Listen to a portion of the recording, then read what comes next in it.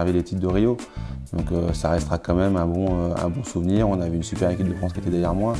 Donc j'ai eu la chance pendant mes 2 finales d'avoir tout le petit clan français qui m'encourageait. Donc on a quand même fait lever le drapeau, faire résonner la Marseillaise. Donc ça restera quand même évidemment des bons souvenirs.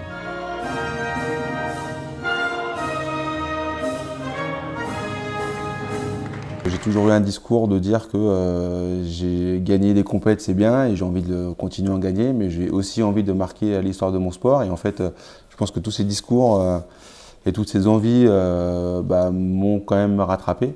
Finalement, cette pression que je m'étais mise, j'ai jamais vraiment pu m'en débarrasser tout au fil de la compète, donc j'ai vivoté avec. Et bon, ça m'a pas handicapé au point de non plus perdre des matchs, heureusement. Mais ouais, je l'ai senti, et puis je pense que des fois aussi, l'apport des siens au quotidien, dans les tribunes ou quoi, aide aussi à décompresser un petit peu, à pouvoir penser à autre chose. Les enfants, la famille, là c'était pas le cas.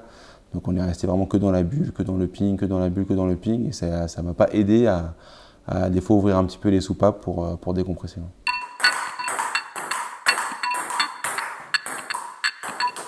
En 98, voilà, j'ai eu un accident de voiture qui m'a rendu en fauteuil.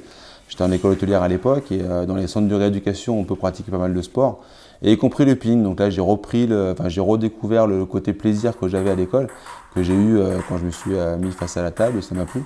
Puis voilà, donc c'est vraiment parti sur des bases purement loisirs et de se faire plaisir.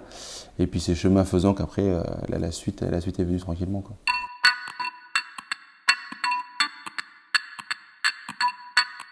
Il y a 5 catégories en fauteuil, moi je suis dans la catégorie 2, donc dans les 2 catégories tétraplégiques. Donc de la catégorie 1, c'est la plus handicapée, à la catégorie 5 où c'est la moins handicapée, moi je suis dans la 2.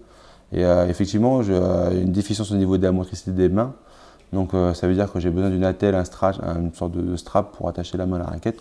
J'ai commencé à jouer sans attelle, mais vraiment en mode de loisir, quand je faisais juste 2 heures par semaine, et ça suffisait. Et quand j'ai commencé à multiplier les heures, mon handicap faisait que ça ne suffisait plus, que si je voulais rentrer fort dans la balle, je lâchais la raquette et la raquette allait voler dans la salle.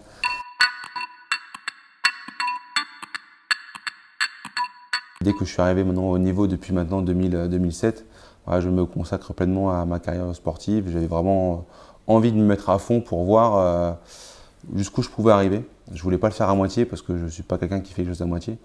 Et puis quand on a commencé vraiment à arriver là-haut, faire toutes les grosses compétitions mondiales, je voulais les gagner. Donc oui, aujourd'hui c'est vraiment mon activité à temps plein.